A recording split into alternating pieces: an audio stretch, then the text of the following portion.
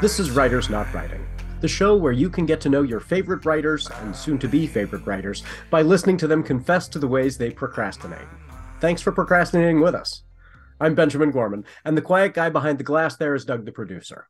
I write novels and collections of poetry and stuff. Doug tries his best to make me sound better. And each week we have a secret word to listen for. If you catch it, you earn the right to take an extra break at the time of your choosing from whatever is stressing you out. From Not a Pipe Publishing, welcome to Writers Not Writing. Today's secret phrase is gaslighting yourself.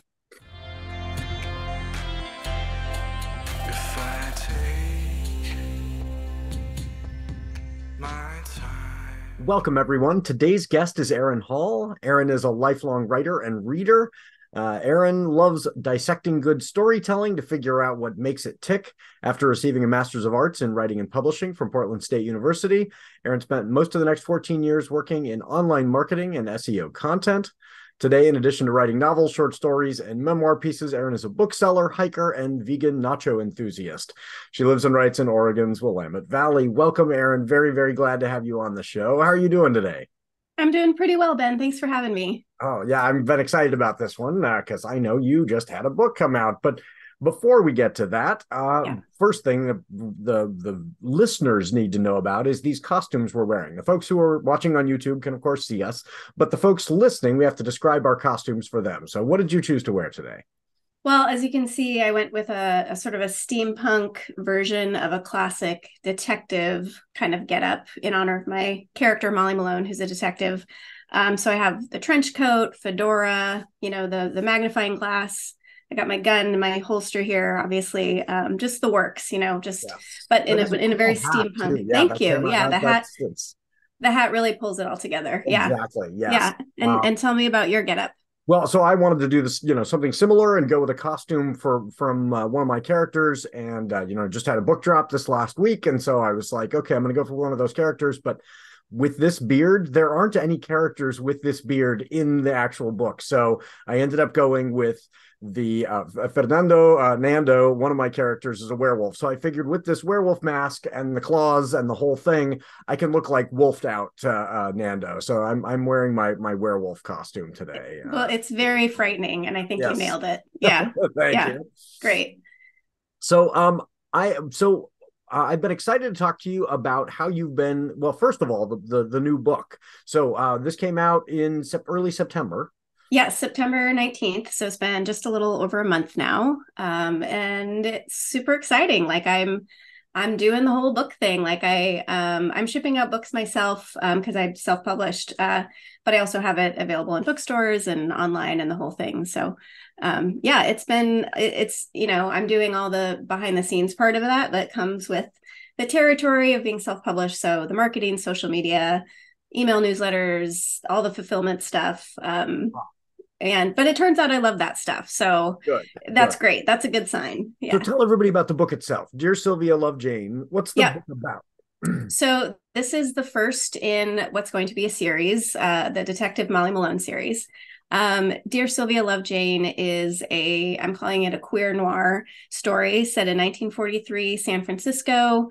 It's the story of Molly Malone is an undercover detective, and she's so undercover that people think that she's just the secretary of her own agency, where she has her friend pose as the detective.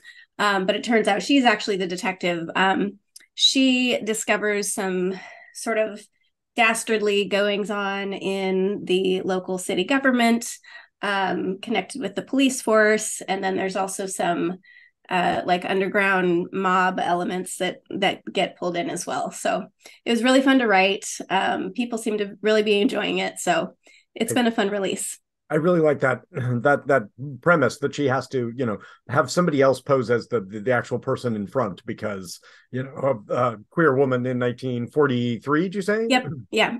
Yeah, she, then you could. There's a lot of metaphors to play with there of, having to have somebody else be the person who is in front. That sounds wonderful. So I wanted to ask you about how this. I remember when my first book came out. It's a lot of feelings that go with that whole experience. How has that been going for you? All of the feelings, yeah, just like you said, it's definitely a lot of feelings. I did three events in the last 3 weeks. At the end of the last one, I came down with this terrible cold, which I'm still recovering from. But I think it was just a lot of like go, go, go kind of energy. And then finally my body was like, okay, we can chill now, we can relax. And then I got sick. But it's been good. The events were great. A lot of people showing up to those, asking great questions. It's been really fun to see my book be a real thing in the world and see it Yes. on shelves and having people order it from across the country, around the world. Yeah, and it's definitely getting me more excited to be starting on book two, where I Yeah. was kind of having a block for a while. But people being excited about it is like, oh yeah, I want to get back into this again. So Yeah. yeah, That's what was your experience like Well, I mean, with your first? similar. We work so long on these, and it seems like it's this, thing that's far off in the distance, the publishing stage, and Yeah, then when it's finally published, there's all this anticipation, and you're like, this is so exciting, and then it comes out into the world, and you get to do some events, and it feels real, and it's kind of life changing and then identity changing. I now have this book that is out in the world, and it's this real thing, and then kind of nothing for a while. Like there's yeah, I'm trying to remember. I think it was I'm trying to remember it was Douglas Copeland who said, yeah, the experience of having a book launched is the calm before the calm.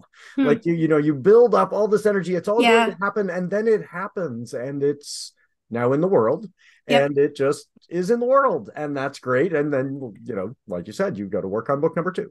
yep, You just yeah. I definitely feel that calm before the calm kind of a thing. Like, Mhm. I had these three events, like I said, kind of lined up ahead of time.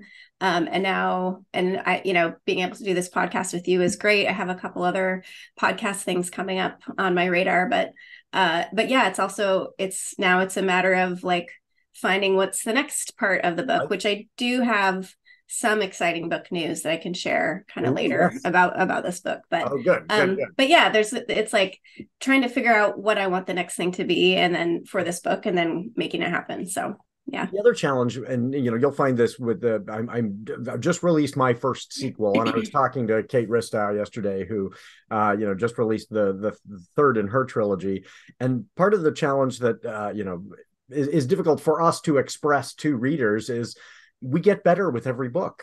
Hmm. And so book two will be better than book one, Yeah. and book three will be better than book two. And that's a good thing. But if folks don't read that book one, we're going, please, please read book two. It's even better.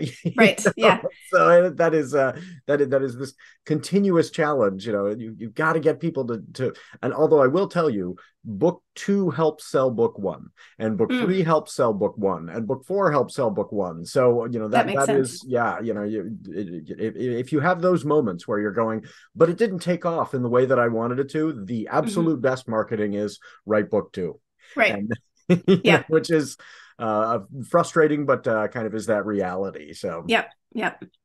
when you are not getting that work done on book two, what Yeah. has been pulling you away from your writing lately?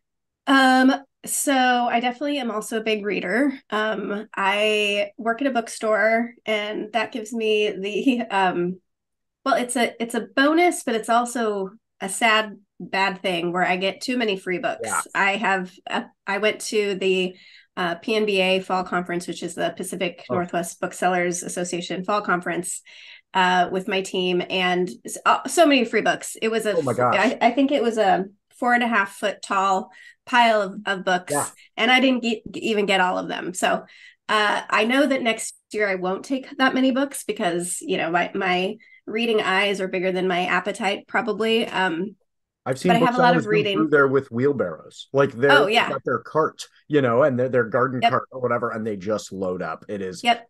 so many books, which is wonderful for those booksellers. It's very challenging for a very small press like mine. We cannot afford to just give away Oh free sure. books to everybody, and Yes. so we're Yep. watching these folks, and they're going, "I would love to check yours out, but look at this cart of books I have. Yeah. Can you Yep. give me yours free?" And we're like, "We can't." Yeah. Yep. It's definitely a mixed bag there.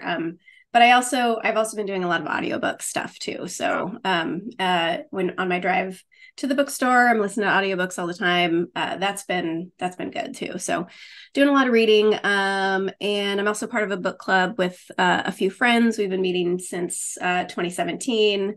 We read, 4 to 7-ish books a year. And it's pretty sporadic. We don't try to meet every month Yeah. necessarily. Yeah, it's just sort of, we'll check in over text and say, has everyone read the book? And someone will say, don't even have the book yet. So we're like, okay, cool, Yeah. no worries. And but that's been really great. Any So yeah. particular genre that people favor, or is it, the people in the group recommend something and then you take turns? How does that work? Yeah, so it originally was called Whiskey Book Club. And then I stopped drinking, so it's just book club at this Yeah. point. But the way it would originally work is whoever picked the book would also provide the bottle of whiskey. And then we would sit around at that person's house talking about the book. We just meet one time for each book. Yeah. And so yeah, so now it's that minus the whiskey for me. Yeah.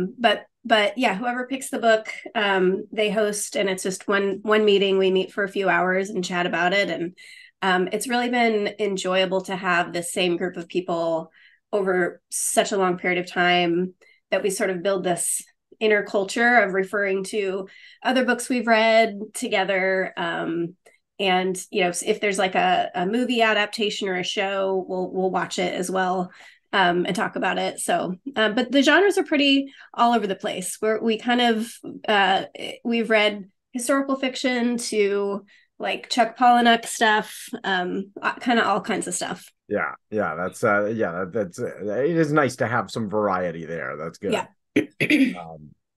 So what else in terms of pop culture has been pulling you away from your writing lately? So I'm doing a rewatch of Ozark, which I somehow didn't make it all the way through last time I watched I it, but started it and I yeah, liked it, so I don't know yeah, why I didn't. right, yeah. So I think I'm about at the part where I stopped last time, but I'm still interested. So it wasn't for lack of interest. I think Right, it's a life just great happened. show. So Like it's a great premise and the acting is yes, good. So yep, and the storytelling is just great. The way they leave you with those cliffhangers at the end of each episode.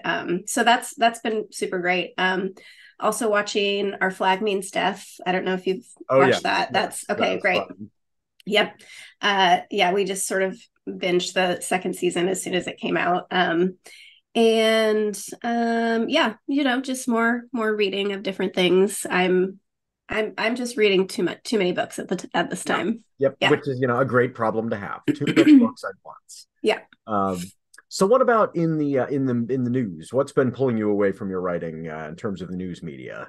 So it's not news so much as social media drama, which is not really a world I try to get into very much. Many years ago, I used to watch the show Sister Wives. And for some reason, there's something like that. Apparently that show is still on, maybe, but something's happening where now all the people are on social media, and like the true story about what's going on is like coming out.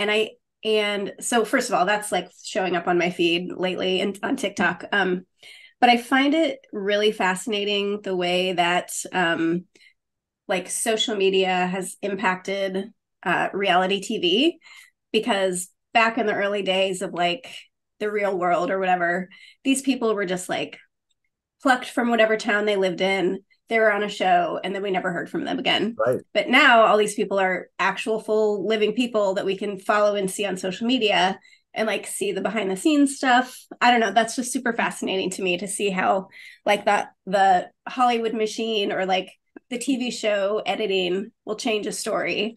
And then we can hear their true story from the actual people. Well, and it creates a kind of communication loop that didn't exist before. Before it was right. They were on this show, whatever it was, and a lot of them were designed, even if they weren't particularly competitive, to be almost like competitions, and right. so they had to keep them from knowing any of the public's reaction. So they were kind of cordoned off into these worlds, whether it was Survivor, Big Brother, or whatever, or even the reality shows would be filmed in advance, and they couldn't know because they wanted to do some episode at the end where they had big surprises. And now, like they can respond to the audience's response to their world. And I can imagine on a show like Sister Wives. I never got into Sister Wives, but I can imagine once they heard people's reaction to them, it kind of changed their own perception of. Sure. Yeah. Is Yeah. that And what's going on with that one? I believe so. Yeah. It's a lot of people like kind of responding to these women who are married to this man who's pretty terrible. And I think for some of the women, it seemed to have this, they would have this validation around like not being treated the way that they wanted to be, or, like hearing people say like, oh, this sounds like you're in this bad situation. Like, and I think it just like gives them that feedback of like feeling seen in the world instead of just like, here's my life on display for everyone. It's like they're actually getting some like therapy from that for Right. people to be like, oh, okay, we're witnessing your life and it doesn't look super great. Like, do you need help? Kind of a thing. I don't, again, I haven't seen the show, so I don't want to go over the top, but I know that one of the things that abusers tend to do is try their best to isolate victims, Right. Cut them off from family, cut them off from everyone. And I wonder if in the world of social media, if it is harder to separate someone from all the outside inputs that will say this relationship is unhealthy. Yeah, You need to get absolutely. out of this, Yes. Yeah, for so sure. maybe that is something that is freeing for them. Like, oh, Yeah. I can be validated in feeling that this is not acceptable. I'm Right. getting out of here. Yep, absolutely. So yeah, that's and then you also caught our episode with JB. I did. Yeah. I was thinking of, what are other things I do that aren't stories, books, reading, writing. And I think it was on that episode with JB that you mentioned that like writing is your hobby. And Right, it becomes all encompassing. I'm kind of in the same boat. So, it's there's not a lot right now. Like I did a lot in my life that wasn't writing. And now that I'm like focused on it because I know that's what I want to do, all that other stuff kind of fell by the wayside. But aside from other stuff we just talked about, I like to be out in nature, hiking, camping, gardening, all that kinds of good stuff. I love games, video games, board games, all Yeah. kinds of games. So yeah. Yeah, and we just had a cold snap here. I mean, it Yeah. got down. What it was like, it almost froze last night. I don't know if Yeah. it froze, but it was it Pretty is chilly. chilly. So yeah, the hiking. Although today is beautiful, so Right. you can't Yes. decide. Like Right. it's like, oh, now you have this really cold night, and now it's sunny and gorgeous. So I'm thinking Yeah. today might be a good day to get out and do a little hiking. Absolutely. Yeah. Yeah. So beyond you mentioned video games, board games, that kind of thing. So you've got a lot going on. So role playing is one of those mechanisms that I kind of use to help readers get to know us as writers. So whether or not you are a D&D player yourself, if you were an actual character in a D&D Yeah. game, what would be your race and class? So I've never actually played D&D, but I've always like wanted to be in that world. So I love this question. I feel like I would be like a fairy druid kind of That's one we haven't character. had yet. Good. So and the way I think of that is someone who uses magic and like spiritual powers for good, but also has a mischievous streak, which is the fairy aspect. Yes. Yeah. So, okay, we're now in a scenario. You're wandering through the forest on your own, and you are beset by 3 level 1 goblins. What does your fairy druid do? So I think I would probably take my modern magical tool of my phone, and I just hit the record button, and then I just post that to social media and tag them and like cancel culture. Yes, a They're very done. modern They're solution. done. Yeah. You Yeah. goblins really want to do this, you realize you're going to get fired. Right. Exactly. Yes. We have your LinkedIn. Like, don't even just try. Yeah. Oh, that's great. Okay, so we're going to go to our ad break, but when we come back, I'm going to ask you what you've been daydreaming about. Okay. This week's Writers Not Writing is brought to you by November Reconsidered by Marc Janessen. November Reconsidered is, what else? A book. A poetic journey through the month at the leading edge of winter. Part autobiography, part exploration, and about 100 other things. Find November Reconsidered via Amazon or wherever books are ordered. Read November Reconsidered. It will change your life. Hopefully, for the better. So, Erin, what's something you've been daydreaming about lately? So I think a lot about nervous system regulation, actually. I feel like working on my own nervous system has helped me just, be more productive, get stuff done that I want to get done, like work through like traumas and anxiety stuff and depression and all kinds of stuff that has just been my sort of MO. But focusing on nervous system regulation has helped me like just sort of move past a bunch of stuff. So whether that's breathing techniques, yoga, any kind of physical stuff, meditation. And I feel like if more people took the time to work on their own nervous system, we'd have so many less problems. People would not be so just randomly mean to someone who then that affects their day and they go on and are mean, it's just like all this reverberation effects that happen. So that's something I think about a lot. I need to learn more about this because I have been dealing with anxiety and I was even thinking this last weekend, anxiety and preemptive depression. Like I'll start to spiral and go, this thing is going to go poorly, and it hasn't yet. There's no evidence that something's going to go poorly, and I'll start to get depressed about the thing that has not yet gone poorly. So, Yep. like figuring out, what are some things you've learned about how to, and I've also started to, work through some. I never had PTSD before a few years ago. And I thought that's something that like, police officers and soldiers Sure. get. And I started to get some of those reactions and, I've got a therapist, I've been learning Good. some of these techniques, but what have you learned about how to control some of those things as you feel them coming on? Yeah. So great question. And I think the first thing I would say is it's not quite as much about controlling those feelings as they come up, because I feel like that's something that will cause us problems that we run into. And a feeling of anxiety starts to come up. And we go, I have to control that. I have to stop that from happening. And then that just makes it worse because and I feel like I'm failing at controlling that, and it makes me more anxious. Yes, you get more anxious. Right. It's a feedback loop. So getting started can be a little tricky because it's counter to what you want to be doing. But something in your system is saying, I'm not safe here. Something bad's going to happen. Whatever it is that's happening, that your mind might be saying, well, that's ridiculous. It's fine. Like this is just a normal setting. Nothing bad is going on. But that's your mind is the one who's having that things start happening in you. So I feel like letting the feeling just exist is the first kind of thing to like because you're telling your body, like, I know that you're feeling this right now. I'm not going to try to deny that we're having this feeling. I feel like that's the first step, really. I do a lot of like, putting my hands on my body to like hold myself back to say like, oh yeah, I'm in this is where I am right now in this physical meat suit. I'm not just in this like brain space. So, and then just like, try to like focus on breathing, notice thoughts when they come up. One phrase I like to repeat a lot is, don't believe everything you think. So just because something comes into your head, is that something you want to keep thinking? Is it something that feels good? Is it helpful? Usually when we're in those spaces, it's not very helpful. Yeah. And we can just go like, okay, well, that's a thought. I could have a different thought instead. Yeah. Yeah. Yep.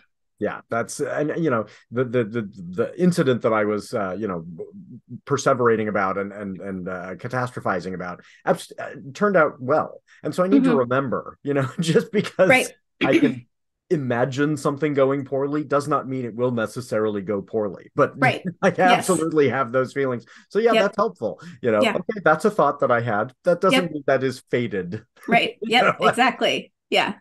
Yeah, that's good. I've benefited from grounding. Do you ever do any of that? Yeah. Push your feet into the floor so that you remind yourself, I am here right now. I'm not in this other place, and so that's helped.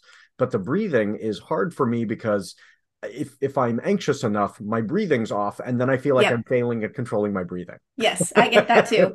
Another thing that works, especially in those like heightened emotional, like anxiety spaces or whatever might be happening, is you look around your space and you try to name like 5 things that are red.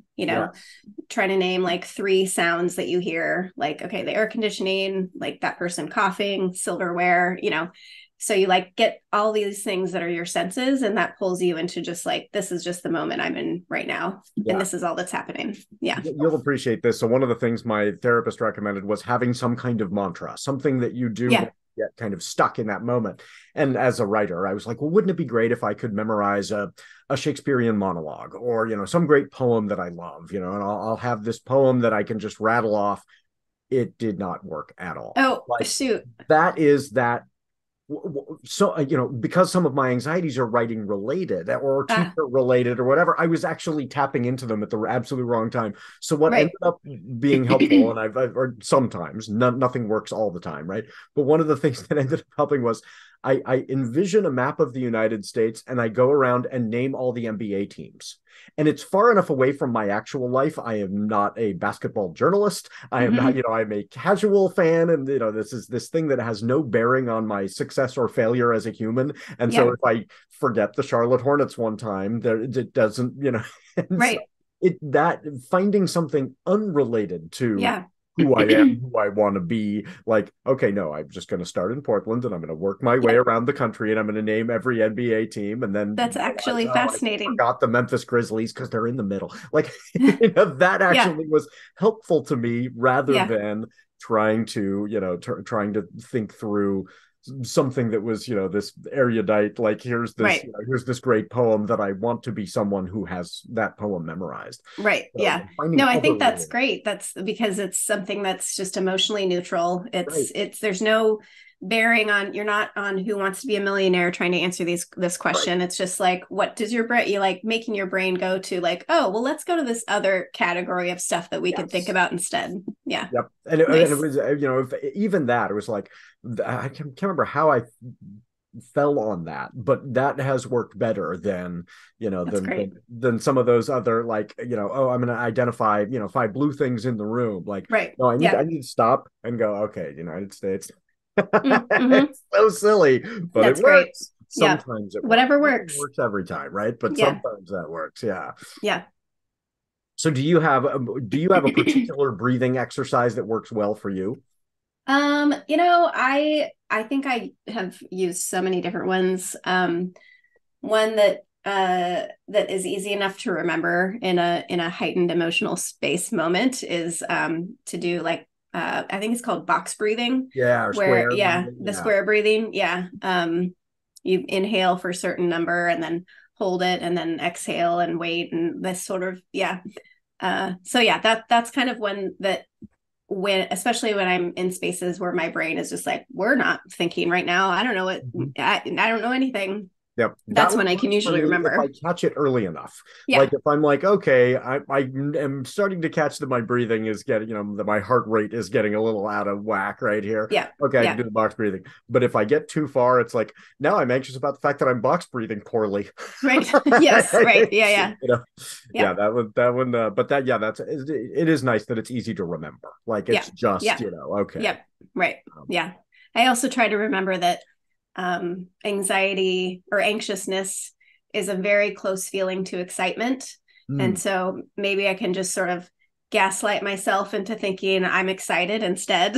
And then be like, well, what if I was excited about this instead of anxious? Like, what would that be like? And then try to, like, and then it's like time has passed and I'm in this situation in the environment. I'm like, oh yeah, maybe I'm not feeling anxious anymore. That's a really good idea. I should try that because I do get very excited about things. And so that it might be a way for me to go. Maybe this could just be converted energy. Yes. Yeah. That's smart. I'll give that a whirl. I'll let you know how that goes. Yeah. Good. So what are some announcements? What's coming up for you in the near future? Well, so there's a couple things I wanted to make sure. I'm a bookseller. I work in a bookstore. But also I really want people to know about bookshop.org and also libro.fm. Bookshop.org is it's trying to be like an Amazon. Instead of buying books from Amazon, buy from bookshop.org. You can select a specific independent bookstore that your purchase will benefit if you want, or it will disperse them among all their sort of bookstore pool. But it's basically just a way to buy books online that isn't through Amazon. And similarly, Libro.fm is an Audible alternative, which is so it's a audiobook company that partners with independent bookstores. And so in a similar way, if you connect a specific bookstore, then and you buy audiobooks, that bookstore will then get, some form of payment for it or some like credit for the fact that you bought it through that bookstore. Wow. So I did not know about Libro. I'll have to look into that because we have the publishing company has, on our listings for our books, we're trying to get people as much as possible, please buy them through our online store because that is the best margins for us. But if you're not going to, please don't go to Amazon. Go to bookshop.org and support your local independent bookstore because independent bookstores are the way that people discover books and they're really valuable to this ecosystem. So absolutely. If we can, so that's the next listing. And then it's like, if you have to get them online, you've got all these alternatives as well. I had people internationally interested in my book, and they were looking at my website and saying, shipping is $50 to France, and I'm like, well, I can't help you there, but you could order it on Amazon and probably get it cheaper. And so a lot of people did. Several people did order it through my website just for me to pay, like they paid the $40-50 shipping. Like, okay. But Amazon, it can be, it has its place. It's not a big place that it thinks it is, but it does have a little bit of, it helped some of my readers. But Libro.fm is a great resource for audiobooks. And my big exciting news I wanted to share about my book is that there is an audiobook coming for Dear Sylvia, Love Jane. I had an audiobook narrator reach out to me. She's done a ton of stuff. She's reputable. She has a great voice. I listened to her audition and it was just the perfect, she just nailed it. So we're getting that started. Do you have any sense of the timeline of that? How long that's going to take, or is that kind of up in the air? That is still being figured out at the moment. So that's wonderful though. That is really exciting. I will tell you that I had one of my novels, the protagonist is a 17-year-old Black woman. Like, I cannot read this book. It would sound and it's written in the first person. Like, it would sound terrible if I read it. And the actor I found, she's out of LA. She's a young Black woman. She's fantastic. She does the voice so well that when I heard the book, there was a point at which I was almost brought to tears and I totally had forgotten that I wrote it. Like, she did something with it that made it so hers that I was like, this is really good. Oh, wait, I was involved in this at some point, but like she had taken it and done this wonderful thing with it. So audiobook, that process, when you hear the narrator, you're going to have this moment where you're like, this is a really good book. That's my book. I'm pretty excited about it. Cool. That is exciting. I will look forward to that as well. I'm an audiobook fan, so that's cool. Okay, so another thing we do each week, we have a weekly poll, if I remember to post them to all the various social medias. So if you had to ask folks out there some poll question, what would be your poll question for the masses? So I'm not sure there's a right answer, first of all, I'll just say, but I'm always curious about people's favorite form of the almighty potato. Mashed potatoes, hash browns, baked potatoes, breakfast potatoes. I mean, there's so many, it can take so many forms. It's just magical. I don't know that I have a favorite myself. All of them. I'm trying to think of what they're called. I'm looking it up here. When I was in Switzerland, they had these potato pancakes. I can't remember what they're called. Rosti, Rosti. Oh, okay. Rosti. And they are, if you get a chance to try them, they may be my favorite form of the potato, but they're not, easily accessible here. Right. How does that compare to like latkes or I think it's similar, but it's got, it's all of your baked potato ingredients in a pancake. Okay. Oh yeah. Oh, great. So you've got cheese and nice. Sour cream is what's kind of holding the whole thing together. And some green onions in there. So good. Just that's delicious. Great. That's a great question because I am a big potato fan. There are Yeah. so many ways. They're so versatile. Yes, yes. I Yeah. mean, this is, the staple of my, and it is wild to kind of learn the potatoes history too. I think of, my ancestors both in Eastern Europe and in Ireland who were Sure. so dependent on this thing, and then to learn it's post-Columbian. Like, it is not ancient European Right. food, it's Peruvian food. Like Yeah. that, Yeah. but yes, that's a great one. What are the Yeah. ways people get their potatoes? Yeah. So what's in your, now you've got a giant to read pile. What are you looking forward to checking out next? So one of the books that I got at the bookseller conference was Delicate Condition by Danielle Valentine. And I haven't heard of this author before. I didn't know about this book, but apparently it's the book that the new American Horror Story with Kim Kardashian is based on this book. And I also follow Danielle on TikTok, and she does this great, like, almost masterclass in writing in her various little TikTok reels or TikTok videos. She talks about, plot points, storytelling techniques, character development, all kinds of stuff. So I'm excited to read Delicate Condition to sort of see, as I'm watching her like sort of technique, like craft videos, to then see how she implemented them, and just, kind of dissect it and see how she put all those pieces together. So that one I'm super excited to get started on. Yeah, well, I will find a link not only to the book but to her TikTok. So if folks Cool. want to Yeah. check her out and see, because that sounds Definitely. like something I should have more in my feed that is healthy and constructive than just merely entertaining. My Sure. TikTok feed is Yeah. dangerous. I try and avoid TikTok because once I fall into the whole, there goes 2 hours. Like, Oh yeah. just like, but it would be good to Yep. have somebody occasionally saying, here's something you could be doing writing wise, so that I can go, yes, and I could turn off TikTok and go Right. Yes. Yep. Yep. There's definitely some great videos of people saying, like, okay, here's the best writing tip. You're going to want to save this video. Like, you're going to watch it again. So here's what you need to do. Get off TikTok. Go right. So, right. yep. Yeah, and then I go, yep, you're right. Close it out. One. Go get, yep. Yes. Yep. That I will add her for Yep. sure. Nice. So where can folks follow you? I am on TikTok. I post sporadically. I do have some videos up there about my book. Trying to do more stuff with marketing and stuff for it, and just sort of building a community there, readers and writers. I'm also on Instagram is another place I kind of do a lot of stuff.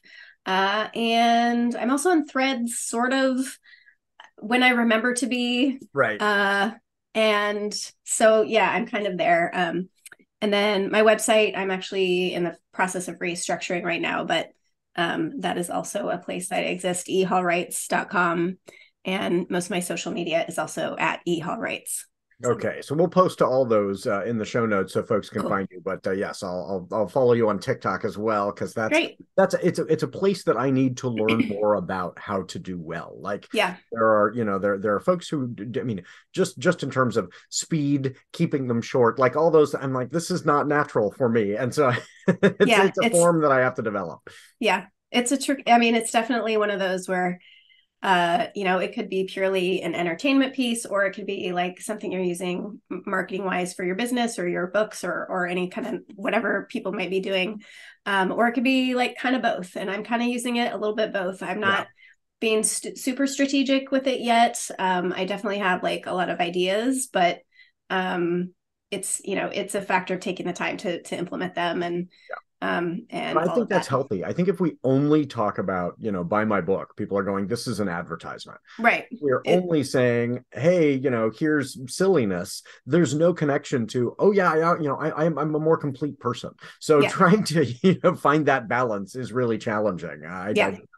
Authors that I work with where it's all personal stuff, and that's fine, but no one knows they write books. Right. Yeah, exactly. And so how do you, square that circle? I do not know, but how do you create a kind of complete representation as a human being on a format that is not, we're not, ever going to be able to completely present ourselves through Instagram or TikTok, because we're not, it's inherently artificial to some extent, but. Right. Exactly. Yeah. So who's somebody else that I should ask to have on this show, do you think? I would love to have you talk to Ali Shah. She, do you know Allie? I think I may have met Allie. Okay, it Just, feels like you probably have right, been in the same same circles. circles. You probably Yes. know people in common, like me, for example. She is the founder of Indigo Editing, Design, and More. We went to grad school together at Portland State through the Willigan Press program a million years ago. She helps writers and editors and designers and all kinds of people, everything sort of publishing associated. She's also a writer and a writing instructor, and she has just great stories to tell about publishing and writing, and specifically like kind of the Portland publishing world, but also beyond that as well. So she'd be a great person to talk to. We'll get her to share the kind of dish on Yeah. what's going on behind the scenes that she has seen. Oh, that'd be wonderful to get her on. Yeah, I will. Yeah. I will certainly reach out, and Allie, if you are listening, feel free to reach out. Let's make that happen. That's a great call. Yes, I have met her. Now that you mentioned Indigo, yes, that's they're at cheat tables and everything, and that we've worked on as well. And yeah, she's wonderful. I will totally get her on. That's a good call. Okay, so before we get to our send-off, there are some folks I have to thank. Thanks to the artist Max Oakland, who reached out and provided one of his songs for our intro, I Prefer the Dusk. Let Max know you like it by following him on Twitter at Max Oakland with 3 Ds. And thanks to Halisna CCO for their song Kids for the ad break. If you're in a band and would like your song used for the show, I'd love to highlight a listener's work like Max's song, so email that to me. Thanks to Doug, the producer, for making the show sound good and taking the blame when it doesn't. We're still working on Doug's last name, so if folks have suggestions, Doug would appreciate it. And I cannot forget to mention Writers Not Writing is a production of Not a Pipe Publishing. So please go to notapikepublishing.com and check out the amazing books written by writers who didn't procrastinate too much. If you like this show, rate and review it wherever you found it. And please check out Erin's novel. It is Dear Sylvia, Love Jane. And that is available on at Erin's website, and that is available at your local bookstore. And if it's not at your local bookstore, ask them to get it, because that helps Erin as well. So encourage folks to check that out, and then when you do read it, leave a review somewhere. It really is nice. It will make Erin's day. So please take that 3 minutes and click on that 5th star and make Erin's day. And so now, as we are letting you go into your week, we want to give you some advice. So Erin, what's your advice for listeners for this next week? I guess I would say if you are starting a project, don't worry about figuring out how you're going to complete it, because you'll figure that out as you go along. And starting small is better than not starting at all. Yes, absolutely. And I always say a book without spaces would be gibberish, and our lives need spaces too. So don't ignore the spaces. And third, no matter how much you procrastinate, we're still proud of you. If I take my time